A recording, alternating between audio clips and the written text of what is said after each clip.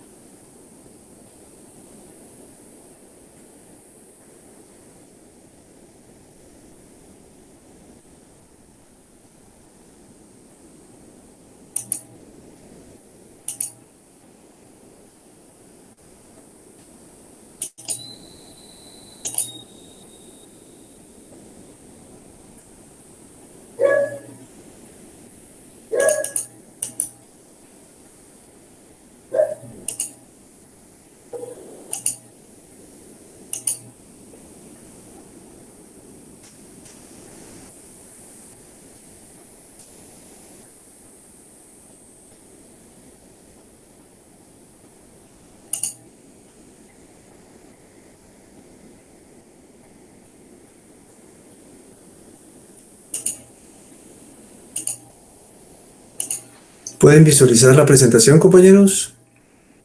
Sí, licenciado.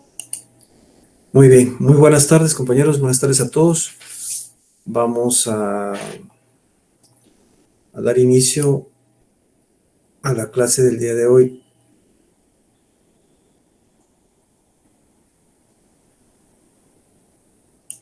Perdón, es que están solicitando ingreso otros compañeros.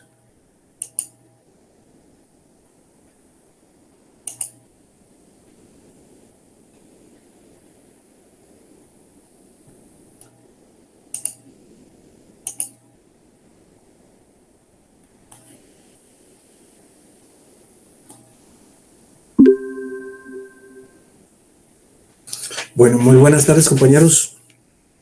El día de hoy vamos a continuar con un tema que está muy vinculado con las obligaciones de dar que nosotros abordamos en la última clase que tuvimos. En relación a estas obligaciones, a las obligaciones positivas de dar, surgen varias instituciones y las principales instituciones que tienen que ver precisamente con las obligaciones positivas de dar, la primera es la teoría de los riesgos y la segunda es la teoría del saneamiento.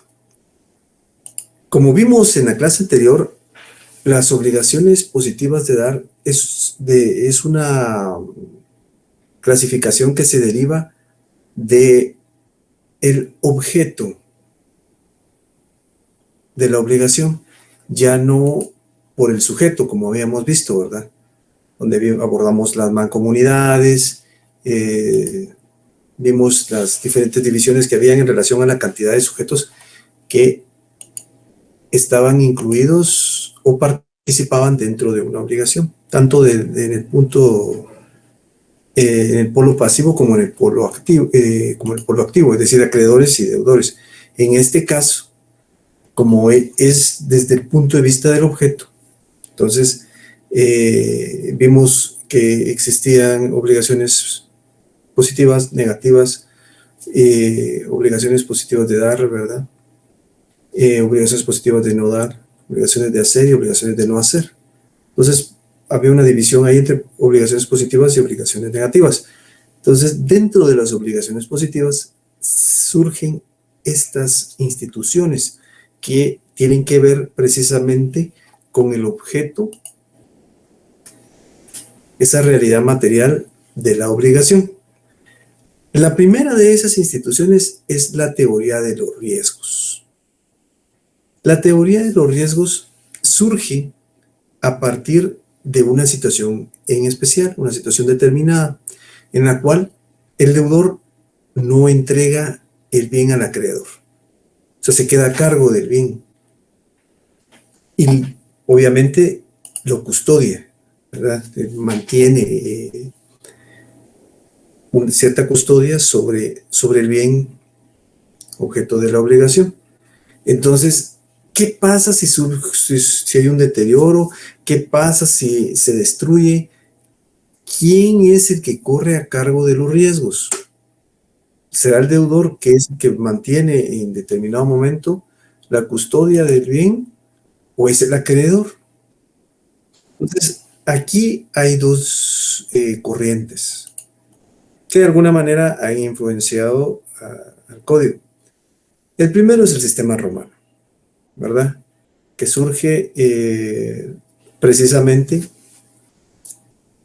de la jurisdicción y la legalidad que tenían los romanos en determinadas figuras.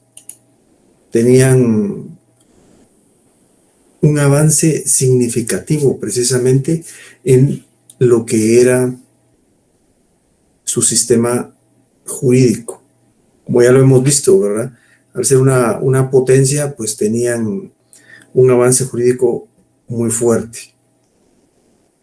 Entonces, en Roma, la compraventa, ¿verdad?, se constituía por dos momentos en especial, por dos situaciones en específico. Primero, por la emptio. La emptio era cuando el vendedor recibía el pago, ¿verdad? Pero no entregaba el bien, solo recibía el pago. Y la venditio, que era cuando ya entregaba el bien el comprador. Entonces, ahí la situación del bien se podía deslindar de manera muy concreta, ¿verdad? En la emptio y en la venditio. En la emptio, cuando el vendedor recibía el pago. Y la venditio, cuando entregaba el bien. Un caso bien particular que se presentaba en Roma era precisamente en los astilleros romanos. Recordemos que tanto el comercio como la actividad bélica tenían un fuerte bastión, y era precisamente la actividad marítima, ¿verdad? Entonces, la elaboración de barcos era algo muy... En Roma, en ese momento, era algo que generaba, pues, riqueza, ¿verdad? Porque los barcos no solo servían para trasladarse de un lugar a otro, sino también de una manera más efectiva o más eficaz y a mayores distancias, sino que también servía para, pues, comerciar de una manera más efectiva y de una manera mayor. Y también estaba el hecho de que existían situaciones bélicas, precisamente en cuestiones marítimas, ¿verdad? Estaba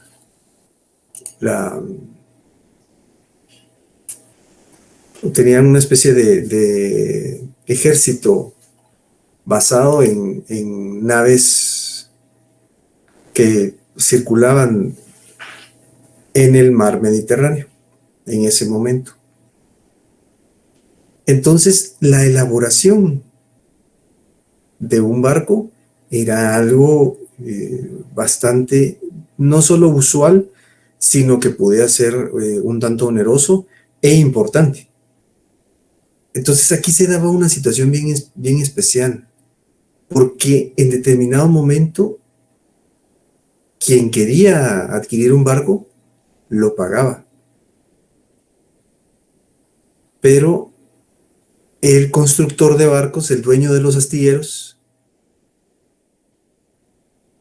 que los astilleros son precisamente donde se construyen los barcos, no entregaba inmediatamente el barco, sino lo construía. Entonces, al construirlo, quiera que no, eso llevaba un tiempo. Pero si en determinado momento, por situaciones ajenas al constructor, ya sea cuestiones climáticas o alguna otra circunstancia, el barco no se entregaba en la fecha que se había pactado, entonces o se destruía, el adquirente o comprador perdía su dinero. Pero si en determinado momento se construía el barco, como en ese momento uno de los materiales principales para la construcción de un barco era la madera. Entonces la madera podía aumentar su precio. O sea, había una especie de plusvalía y si en ese momento aumentaba de precio en ese lapso en el que se construía el barco, pues ya no le cobraban de más al adquirente. El vendedor ahí pues tenía que, ya había cobrado, ya había impuesto su precio y no había manera de que en determinado momento hubiera una como nivelación en el precio. Simplemente ahí sí se veía beneficiado el adquirente, porque el precio del barco iba a ser mayor. Pero habían riesgos dentro de esa construcción, como ya les comenté. Entonces, uno de los riesgos propios de la época, ¿verdad? Ya sea cuestiones climáticas o cuestiones bélicas. Entonces, si se destruía el barco, como les comentaba, el adquirente perdía su dinero. Entonces, ahí se toma esa situación como parte de la teoría de los riesgos, ¿verdad? La explicación que le daban los romanos era esa. Bueno, usted me pagó, pero los riesgos no los voy a asumir yo, que soy el vendedor. Pero si en dado caso también hay beneficios, no voy a asumirlos yo, que soy el vendedor. Ahí tendría que perder. Entonces, de esa manera, los romanos lo veían de una manera un poco más equilibrada, ¿verdad? Porque ya desde ese momento, como se originaban obligaciones, había que en determinado momento sopesar los riesgos que iban a afectar al objeto, a la cosa. Veamos ahora la siguiente diapositiva, compañeros. El sistema germánico. Aquí variaba un tanto a lo relacionado con lo que los romanos habían establecido, ¿verdad? Dentro del sistema germánico, si el bien se destruye en poder del vendedor, él va a ser el responsable, ¿verdad? Y debe reintegrar el dinero. Entonces, esto es importante tenerlo en consideración, porque en este caso, nuestro Código Civil se ve profundamente influenciado por el sistema germánico. Veamos ahora nuestro Código Civil, compañeros. Veamos el artículo 1320.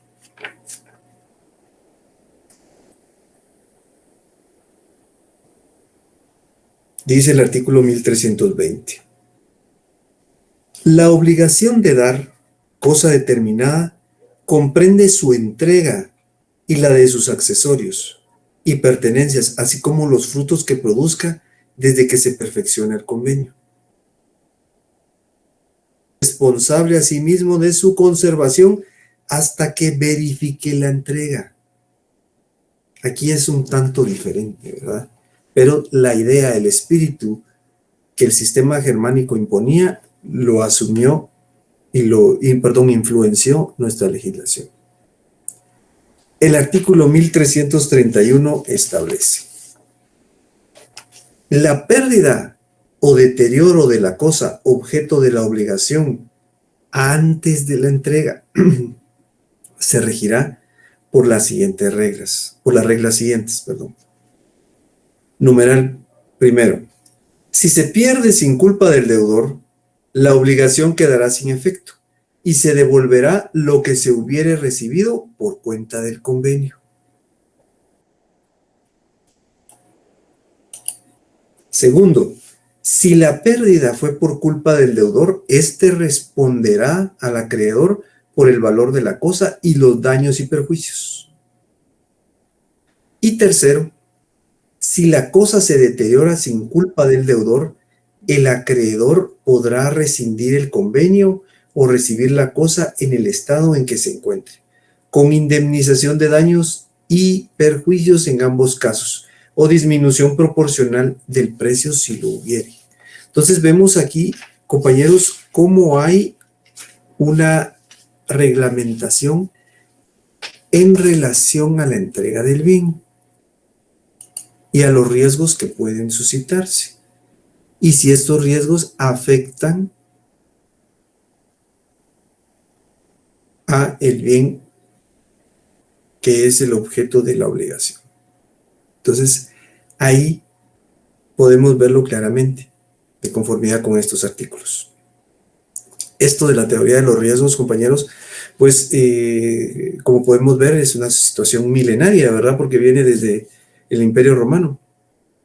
Entonces, que fueron quienes lo reglamentaron en un inicio de una manera más concreta, porque ya en determinado momento, en anteriores épocas primigenias, ya se hacía constar o se hacía relación precisamente a los riesgos que podía sufrir el bien que era objeto de la obligación. Ahora, veamos la siguiente teoría. Como vimos, las instituciones que se derivan precisamente de las obligaciones de dar, como hay que entregar un bien, una era esta, ¿verdad? La teoría de los riesgos. Y la segunda es esta que les voy a platicar, que esta es bastante interesante. Creo que al igual que la otra, pues hay algunas situaciones que son usuales. Y creo que muchas de las cosas que vamos a ver ahorita, pues tal vez en algún momento ustedes han podido observar parte de lo que es esta figura. El saneamiento. El saneamiento es como una especie de garantía.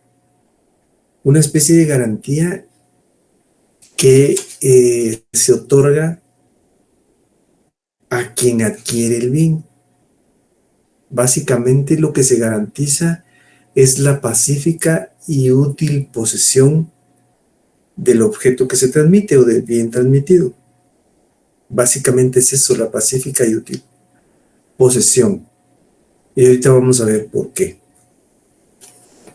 El artículo 1543 nos habla un poco, señala precisamente sobre ¿qué es el saneamiento? Dice, el enajenante está sujeto al saneamiento por evicción o por vicios ocultos en todo contrato oneroso en que se transfiere la propiedad, la posesión, el uso, goce o disfrute de una cosa. Entonces, vamos a ver ahorita el saneamiento por evicción. Entonces, básicamente el saneamiento lo que persigue es que el adquirente tenga garantizada no solo la posesión del bien, sino el desarrollo del mismo. Y ya vamos a ver por qué. El desempeño que pueda tener este bien. Veamos. El primero de los saneamientos que establece nuestra ley es el saneamiento por evicción. Evicción. Evicción quiere decir vencido en juicio, vencer en juicio. ¿Por qué en una situación en la cual se está trasladando un bien, recordemos que estamos dentro de las obligaciones de dar, tendríamos que mencionar esta frase, vencer en juicio? ¿Por qué? ¿Cuál es la situación? Veamos. Es cuando una persona, en virtud de haber sido vencido en juicio, afecta la pacífica y pública posesión que tiene el adquirente sobre una cosa determinada. Les voy a poner un ejemplo para que esto quede un poco más claro. Resulta que aquí, en la cuadra donde yo vivo, hay un vecino que tiene un carro muy, muy bonito. Entonces, siempre paso viendo el carro y la verdad es que para el vecino no ha pasado desapercibido mi interés sobre el carro. Entonces, en una de esas me dice, mire, he visto que le gusta bastante mi carro, se lo vendo. Entonces, bueno, le digo yo, sí, su carro está muy bonito, pero la verdad es que creo que debe ser bastante caro. Entonces me dice él, no, mire, el precio es este. Y la verdad a mí me resulta en ese momento muy, muy barato, ¿verdad? Bueno, me parece muy bien. Hagamos un negocio, hagamos negocio. Entonces vengo yo y se lo compro. Entonces me quedo con el carro. Cuando a partir de un par de meses, o sea, transcurridos un par de meses, de repente viene gente con una orden judicial a decirme que se tragó embargo en relación al vehículo, que me lo tienen que quitar. ¿Y qué fue lo que pasó? Resulta que el vecino había acudido a una de esas famosas ferias de los vehículos. En esas ferias, inmediatamente, ahí hay bancos, ¿verdad?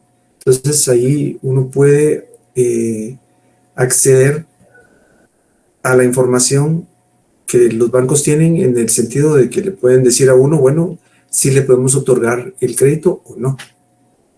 Entonces vino, compró el carro a crédito, ya no lo pagó, o sea, lo pagó un tiempo, después ya no lo pagó, entonces lo ejecutaron. El banco lo ejecutó. Bueno, el banco da el dinero a la empresa que vende los vehículos y la persona que compra el vehículo se queda pagando al banco. Entonces vino el banco y lo demandó. Le siguió un proceso judicial y emitió sentencia. Entonces ya fueron conmigo, que era el que tenía en ese momento el vehículo, y me lo quitan. Entonces ahí el vendedor fue vencido en juicio, de tal manera que afectó mi pacífica y útil posesión del bien. Entonces me lo quitaron porque él ya estaba demandado. Él lo sabía.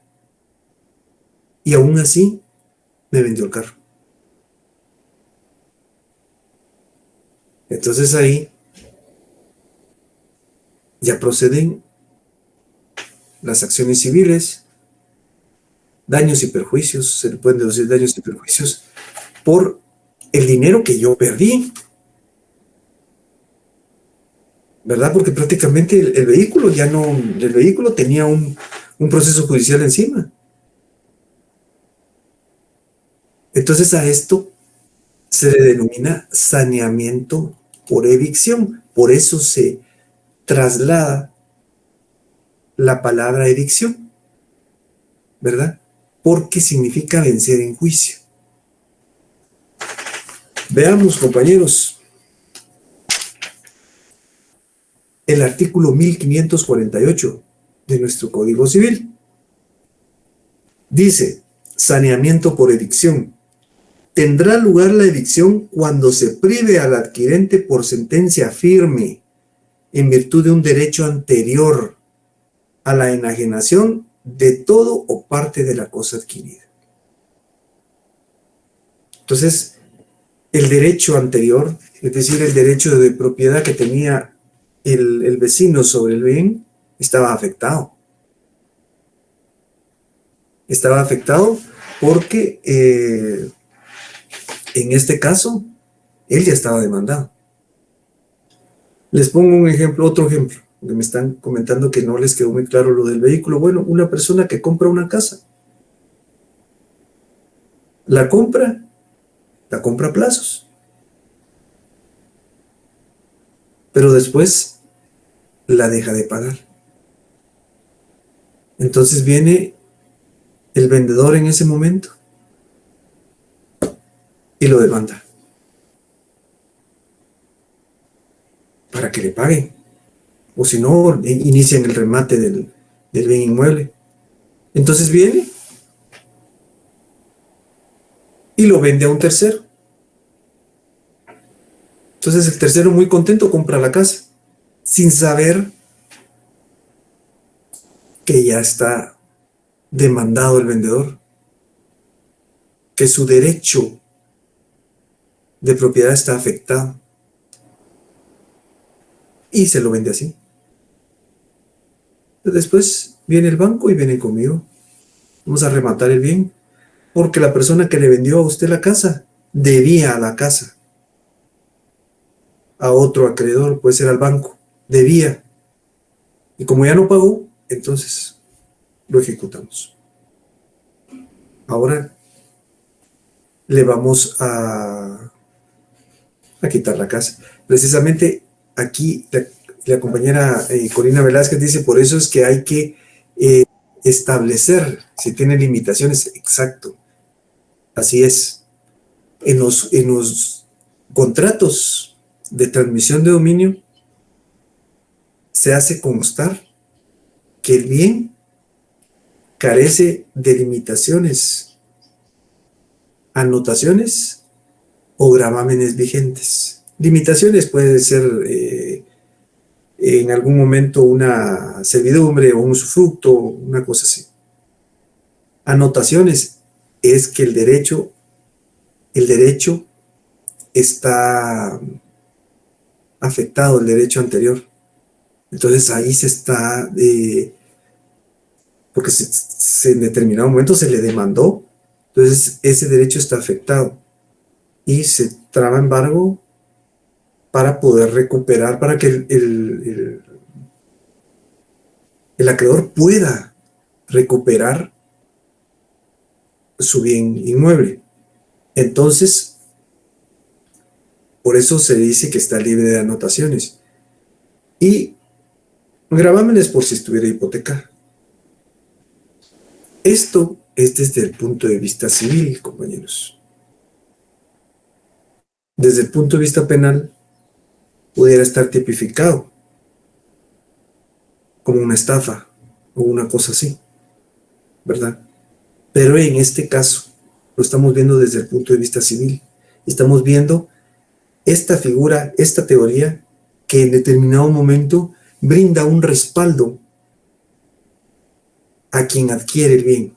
Por eso se dice que es una especie de garantía. Claro que bajo otras situaciones y bajo otra, y reglamentado de una manera distinta en nuestra legislación. Por eso se le llama así. Por eso se dice, mire, es que planteemos el saneamiento por evicción, porque lo que pasa es que la persona le vendió el bien, pero él ya estaba demandado porque no lo había pagado.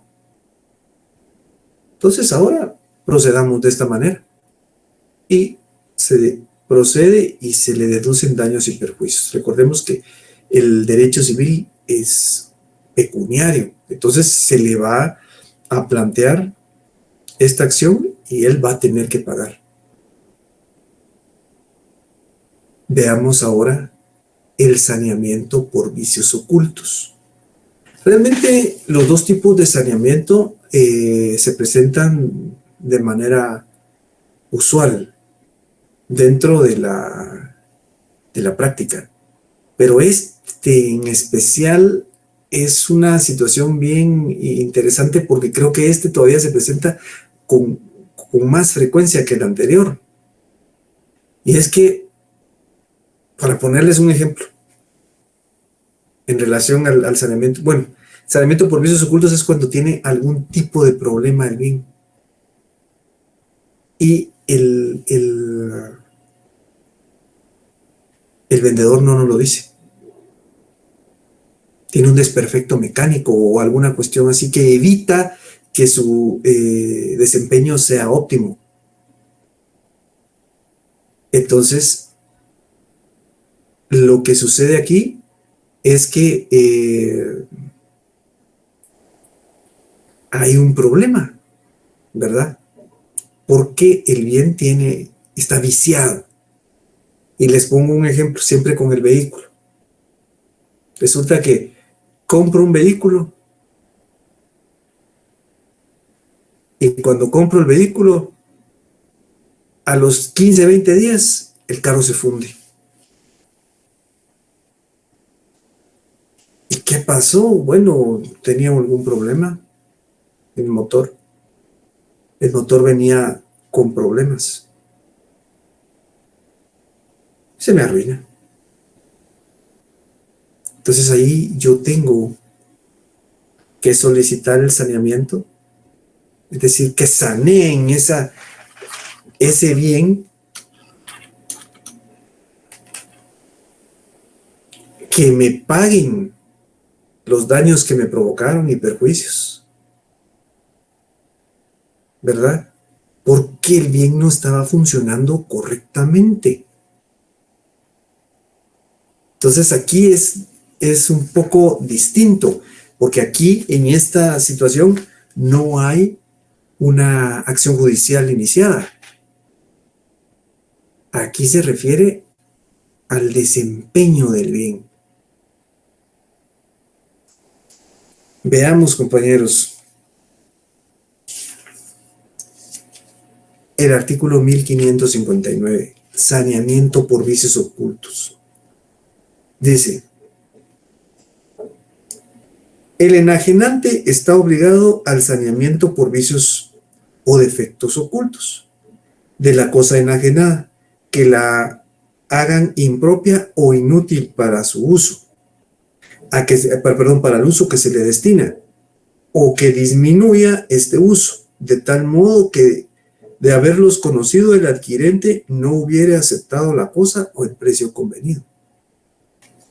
Si yo sabía que el carro tenía problemas, tal vez no lo hubiera comprado. Entonces, eso es lo interesante de esta situación, porque, bueno, mire, la verdad es que si el carro viene malo, yo no lo voy a comprar. Otra cosa es si yo estoy enterado y así lo compro. Entonces es diferente. Entonces eso hay que tenerlo en consideración. El artículo 1560 dice: el enajenante no es responsable de los defectos o vicios manifiestos o que están a la vista, ni tampoco de los que no lo están, si el adquirente, por razón de su oficio o profesión, debe fácilmente conocerlos, salvo el caso de que el enajenante haya declarado que la cosa se entregaba sin ningún defecto. Es aquí donde esta última parte de este artículo es la que hay que tener bien en consideración. Realmente el artículo en sí hay que considerarlo, pues, porque es parte de nuestra legislación, pero esta parte última es de lo que estamos hablando. Hay que hacer del conocimiento de de la otra parte el hecho de que el bien tiene problemas. De esta manera ya no va a existir esa responsabilidad por parte del vendedor. Mire, yo le dije, le aclaré, aquí está el bien, tiene algún problema. Entonces, eso es lo que hay que tener en consideración. Veamos ahora la siguiente diapositiva.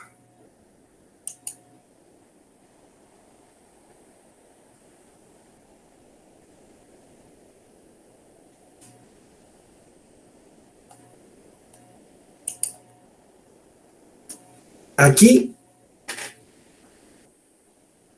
es cuando la persona se da cuenta de que el bien está afectado.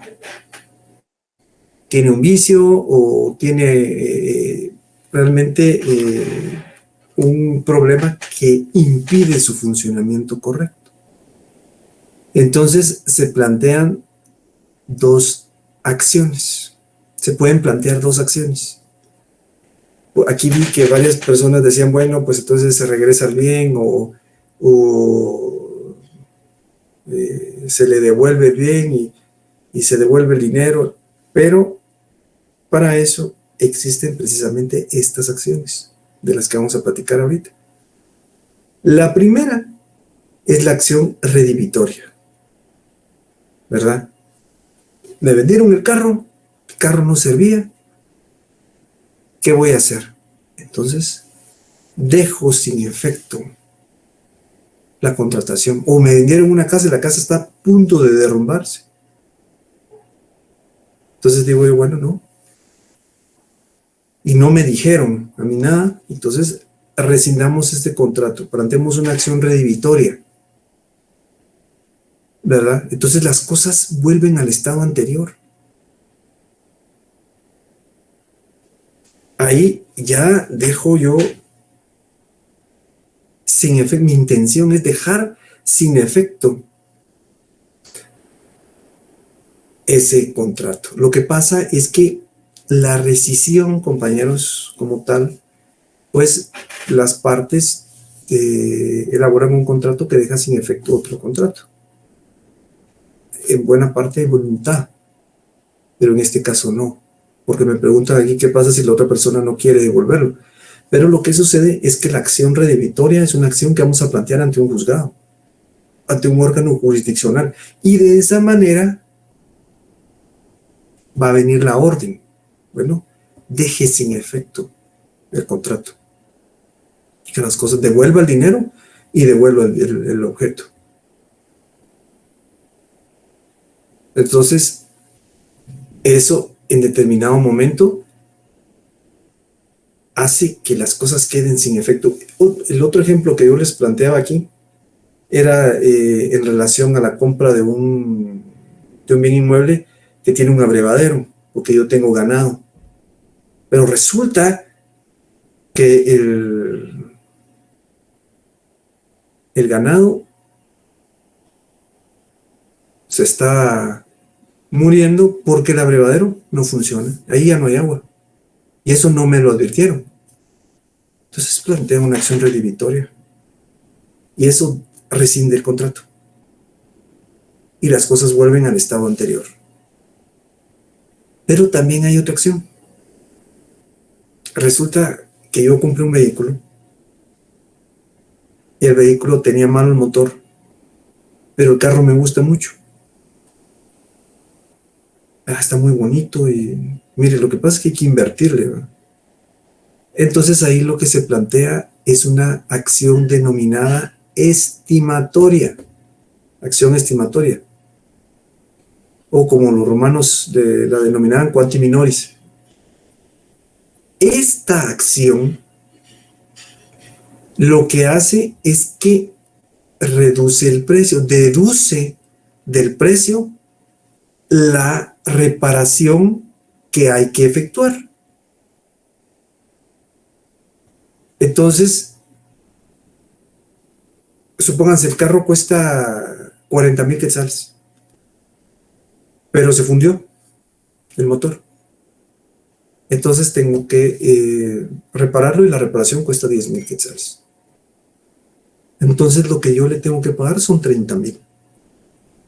Se reduce el precio porque se deduce la reparación del precio total.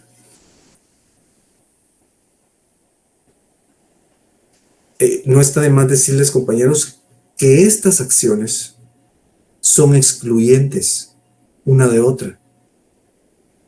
O sea, si planteo la acción redimitoria, no puedo plantear la acción estimatoria. Si planteo la acción estimatoria, no puedo plantear la acción redimitoria. Porque una acción da acceso a que se termine la contratación, y en la otra a que la contratación siga, pero con ciertas condiciones, ciertas situaciones.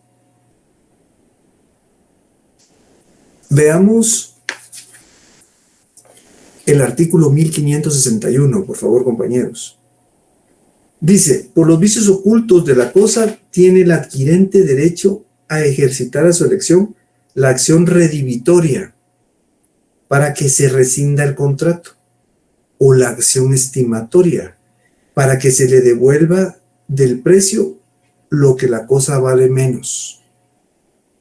Entonces, de esa manera, se pudiera en determinado momento, o sea, dar por terminada la obligación al rescindir el contrato, o continuarla pero modificada, porque se afectaría el precio.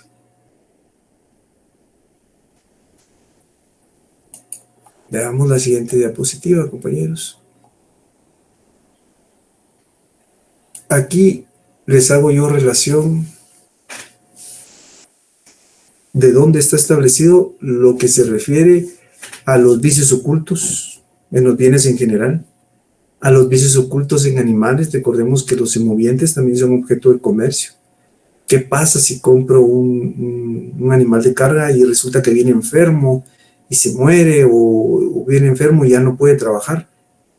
¿Cómo en determinado momento se va a plantear algún tipo de acción en este sentido? Y por último, tenemos los vicios ocultos de los bienes inmuebles, regulados en el artículo 1570. Ahora, la acción que se va a plantear, ya sea la acción redimitoria o estimatoria, cuando prescriben, está establecido en el artículo 1572 del Código Civil, ¿verdad? Entonces, deben de ejercitarse dentro de los 6 meses de celebrado el contrato. Se tienen que plantear estas acciones. Recordemos que estas acciones van directamente al saneamiento por vicios ocultos, ¿verdad? En el caso de animales, como es una situación especial, el saneamiento prescribirá 15 días después de que se efectuó la compra. Entonces, eso es para el tiempo en el cual se debe de plantear la acción para reclamar el derecho que se está violentando. Y por último, les ponía yo aquí algo que ya les trasladé, es que no está de más decir que una acción excluye a la otra, ¿verdad? Porque la primera deja sin efecto la obligación, la contratación, y la otra solo lo modifica, porque deduce los gastos que se están realizando, por las reparaciones que se van a desarrollar. Entonces, compañeros, ¿tienen ustedes alguna duda, inquietud o observación? Ver la compañera Jamie Anaí Cruz Escobar levantó la mano. Buenas noches, licenciado. Una pregunta. Sí, compañera. ¿Qué sucede cuando no hay contrato? ¿Se podría implementar alguna de estas figuras, licenciado? Cuando no existe, lo que pasa es que en este caso se acude con el juzgador, ¿verdad? Al órgano jurisdiccional correspondiente y se tienen que aportar las pruebas correspondientes, ¿verdad? Para establecer que sí existe una obligación, que tal vez en determinado momento no, por dejadez, ¿verdad? No se constituyó de manera escrita, pero sí existe y vemos que hay que se quiso pasar de listo una de las partes. Entonces, de esa manera, ya el juez emitirá ya su resolución, ya resolverá en ese sentido y mandará, ya sea a que se deje sin efecto esa obligación o que se deduzca la parte que corresponda. No sé si respondo a su pregunta, compañera. Sí, licenciado. Muchas gracias. A la orden. A ver, compañeros, otra inquietud, otra observación. Este tema es un tema bien interesante porque es un tema que se da con mucha frecuencia. Es por eso que debe de hacérsele constar a la otra parte cuál es la situación del objeto que está siendo el actor principal en la obligación, ¿verdad? Debe de establecerse si tiene limitaciones, si tiene anotaciones, si tiene gravámenes. La contratación debe de ser,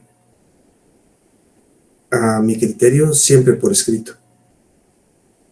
Sí hay una excepción, y es cuando el contrato, la cuantía del contrato, es decir, el valor del contrato no excede los 300 quetzales, entonces la ley sí establece que el contrato puede ser oral.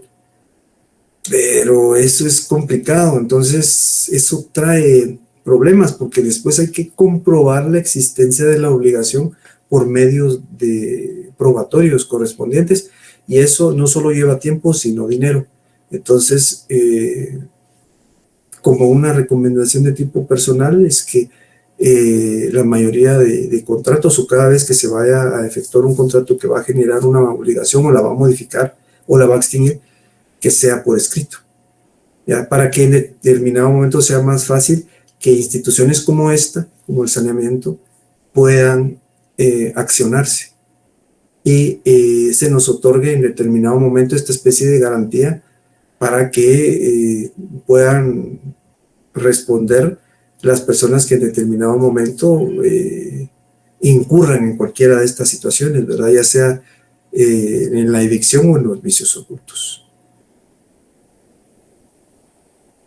Miren, compañeros, aprovecho este momento para comentarles que el día jueves por la tarde voy a estarles entregando el laboratorio que corresponde al segundo parcial, ¿verdad? Para que ustedes den respuesta con base en las clases que se han subido y con las diapositivas que se les han hecho llegar.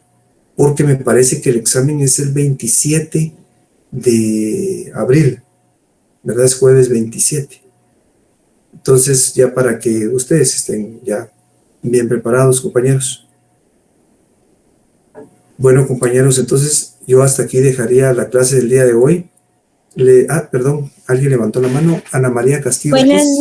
Buenas noches, licenciado. Disculpe, me regala unos minutos. Es un tema ajeno a la clase.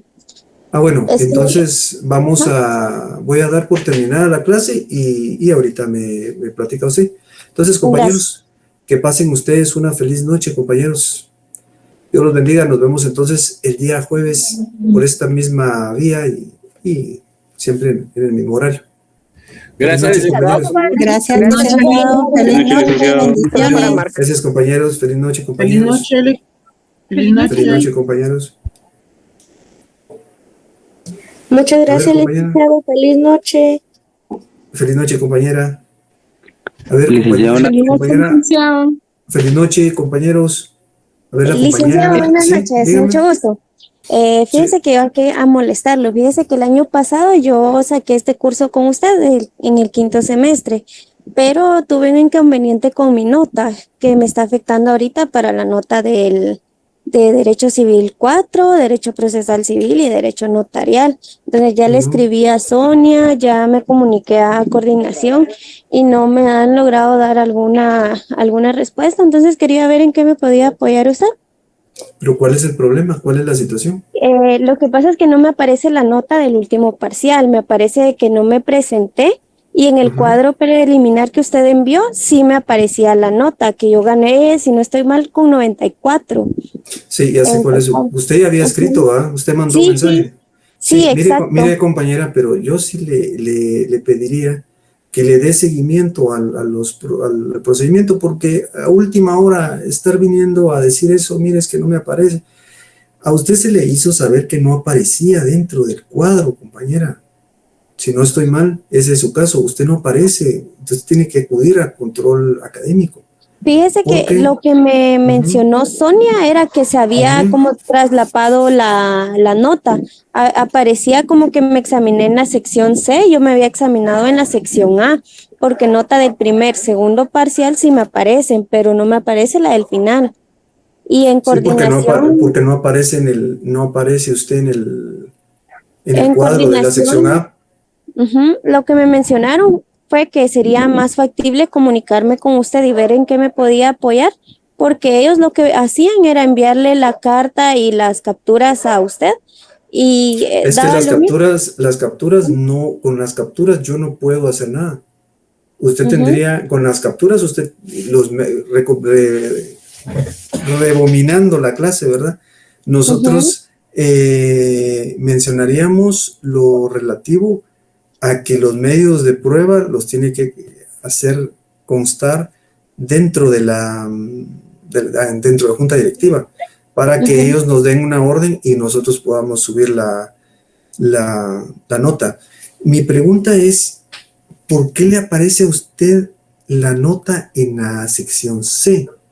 Porque fíjese que eso es un poco complicado.